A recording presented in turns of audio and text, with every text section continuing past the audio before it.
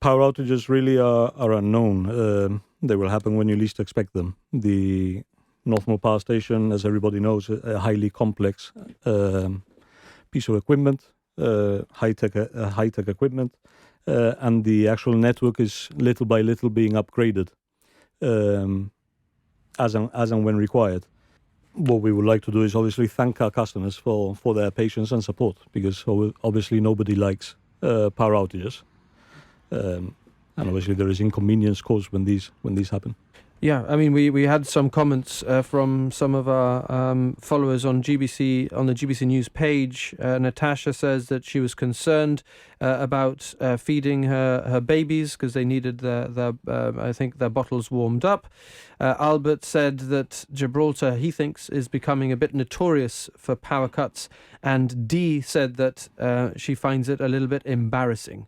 What would you say to them? All I can do is sort of reiterate our apologies. Each outage, there is a different underlying cause behind it.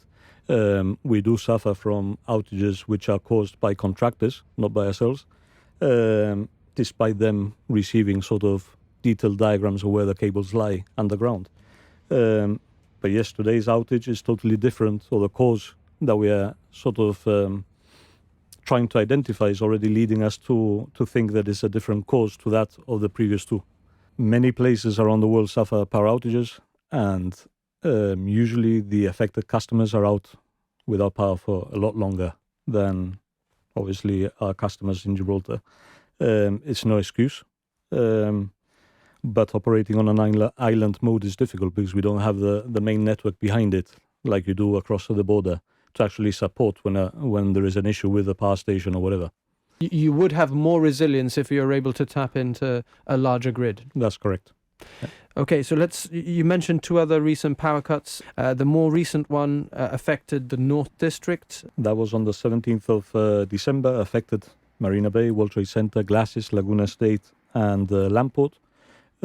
Power was restored within an hour and 44 minutes.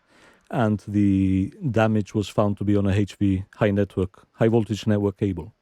That was isolated and dealt with the following day. The high voltage cable showed signs of damage, but not damage having occurred sort of in a split second, but rather over time. So, yeah, could have been a damaged cable when it was installed, and the weather doesn't help locally, and it's been just aggravating the situation. And I mean, to what extent are there checks on such high voltage cables to see whether they are deteriorating or holding up?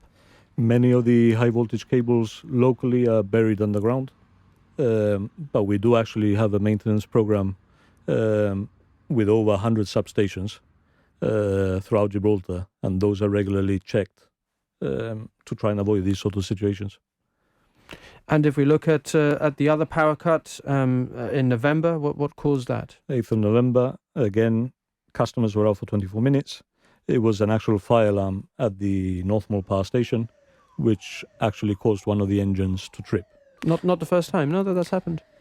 I'm not entirely sure, but we need to bear in mind that the power station has been built with safety in mind. And obviously, if a fire alarm is triggered, then different safety protocols or procedures are going to kick into place to not just safeguard the equipment, which is quite costly, but also safeguard the lives of the employees working at the power station. Okay, and Alfred, before I let you go, the first time that we're speaking to you in this role, tell us a little bit about your background at GibElec. Okay, I started work in GibElec in 2005.